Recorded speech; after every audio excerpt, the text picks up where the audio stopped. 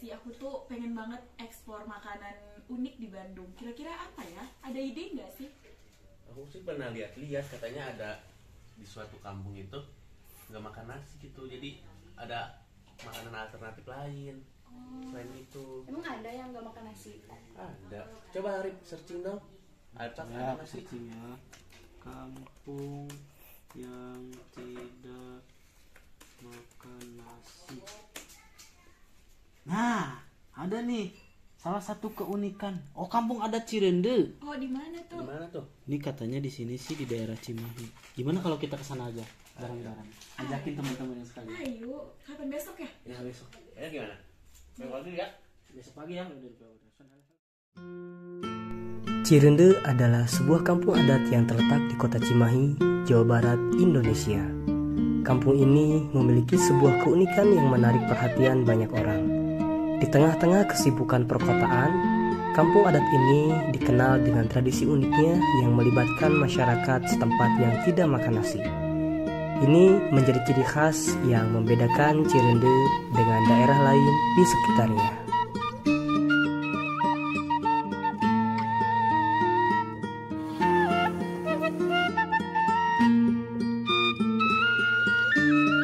Di pagi yang cerah ini, aku bersama Arif menemani Kang Entis untuk pergi ke ladang singkong miliknya.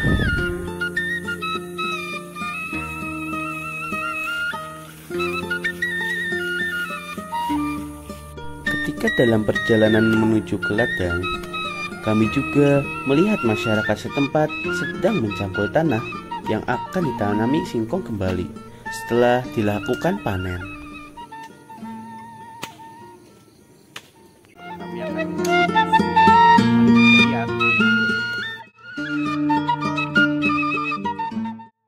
Sebelum melakukan proses pencabutan pohon singkong, biasanya di kampung adat Cirende selalu melakukan kegiatan doa sebagai bentuk rasa syukur atas apa yang telah alam berikan kepada masyarakat adat setempat.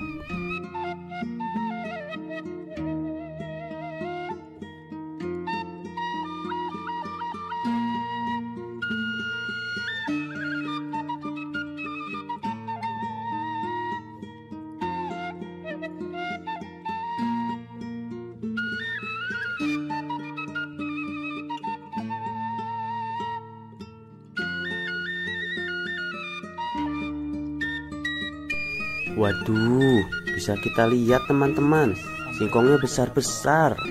Setelah singkong dicabut dari tanah, singkong pun harus dibersihkan terlebih dahulu dari tanah-tanah yang menggumpal di kulitnya. Proses ini dilakukan untuk meringankan pembawaan singkong ke tempat pembersihan sebelum dilakukan proses pengolahan lainnya.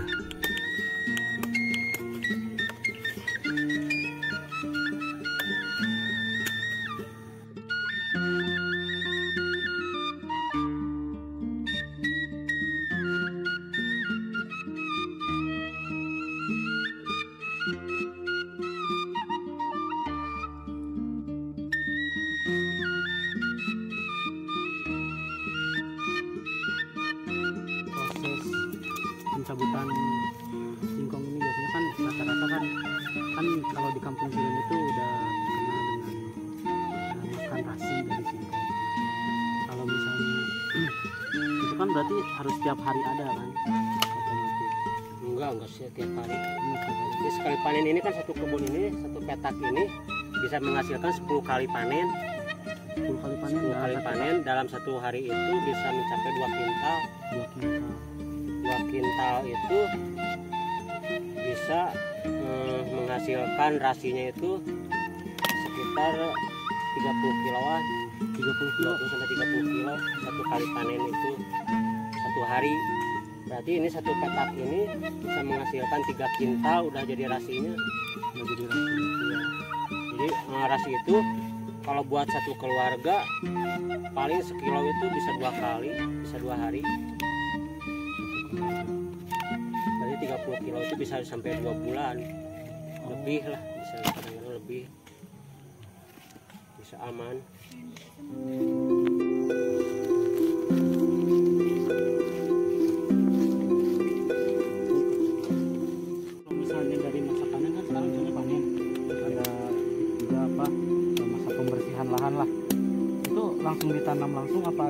dulu waktu misalnya berapa minggu misalnya? Enggak, kalau udah nyampur semua beres langsung ditanam. Oh, langsung ditanam lagi. Jadi nggak lama dari proses pencabutan ya?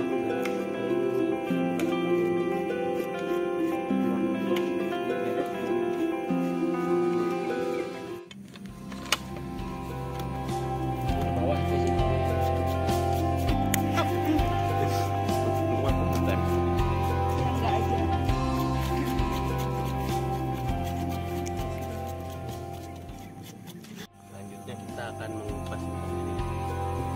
Mari kita kupas, guys.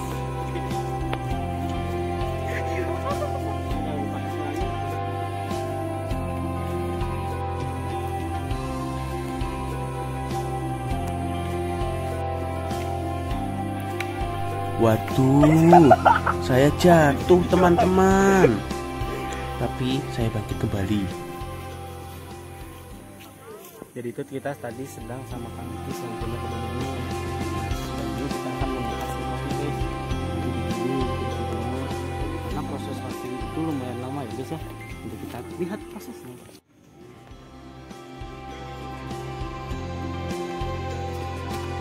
Sepulangnya kami dari kebun, kami pun menyiapkan alat-alat untuk mengupas singkong dari kulitnya. Tahapan ini masih merupakan tahapan awal dari olahan rasi serta olahan makanan lainnya. Tanaman singkong ini sama halnya seperti dengan tanaman kelapa yang setiap bagiannya dapat dimanfaatkan, seperti dari batangnya yang langsung bisa ditanam kembali, daun yang dapat dimanfaatkan menjadi sayur, buah yang bisa dijadikan bermacam olahan makanan, serta kulit yang dapat diolah menjadi salah satu olahan makanan berupa dendeng.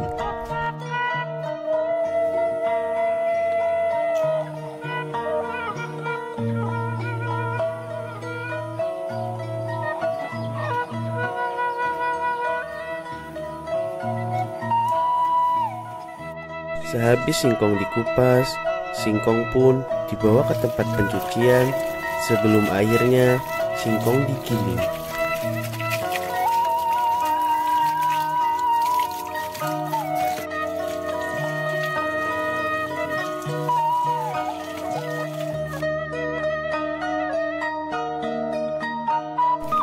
Mesin giling tersebut adalah mesin diesel yang berbahan bakar solar.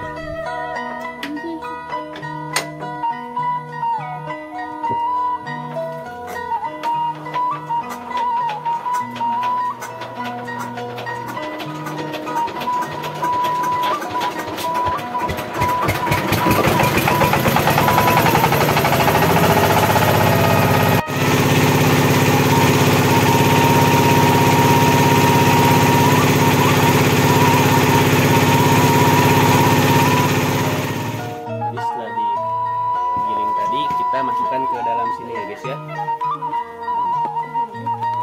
Ini setelah digiling jadi seperti ini, setelah kita giling jadi akan kita proses selanjutnya itu diperas untuk menghilangkan minyaknya.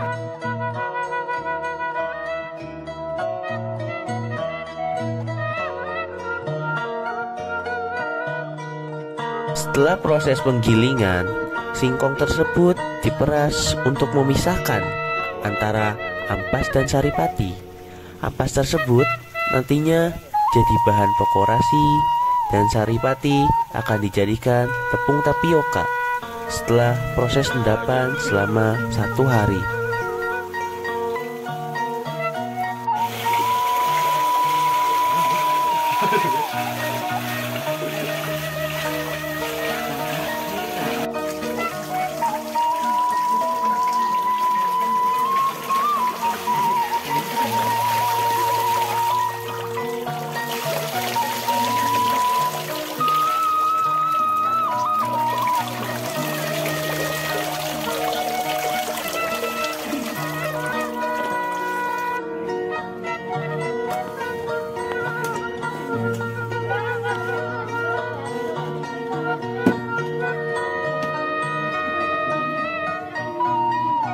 Sehabis dari proses pemisahan tersebut, kemudian singkong dijemur sampai kering sebelum nantinya dimasak layaknya nasi untuk dijadikan makanan sehari-hari di kampung adat Cirende ini.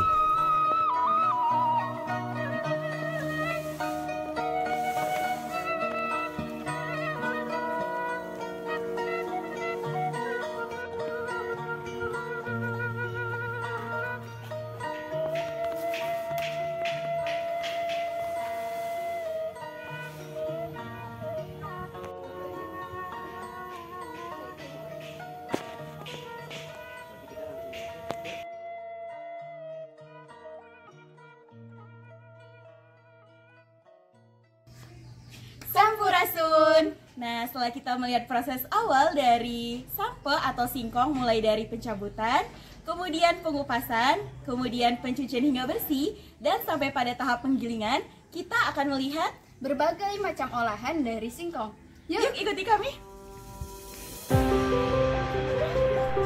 Oke, kita sekarang akan pergi ke warung yang biasa mengolah dan menjual olahan makanan yang berbahan dasar singkong.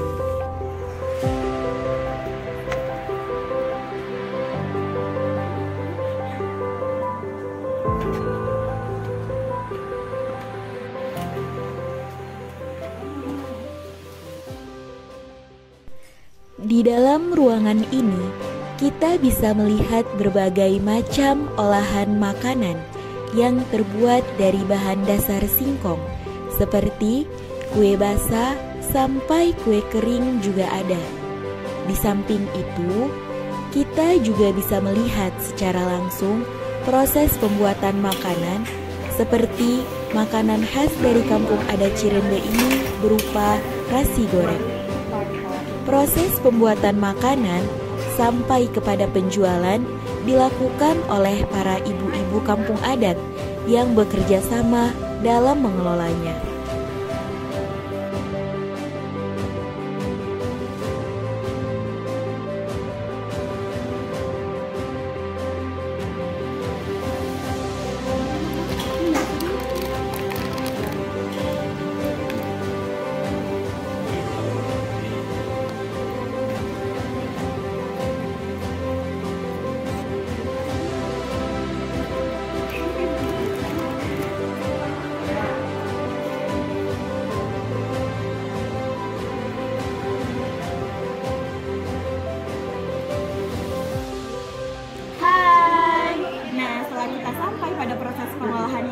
Dari nasi tersebut, di sini kita bisa melihat berbagai macam bentuk makanan yang tersedia. Ada nasi goreng, Ada awu, ada tiwul, ada egg roll, dan tentunya juga ada minuman bandrek. ada sorandir juga, dan berbagai macam Bentuk gorengan.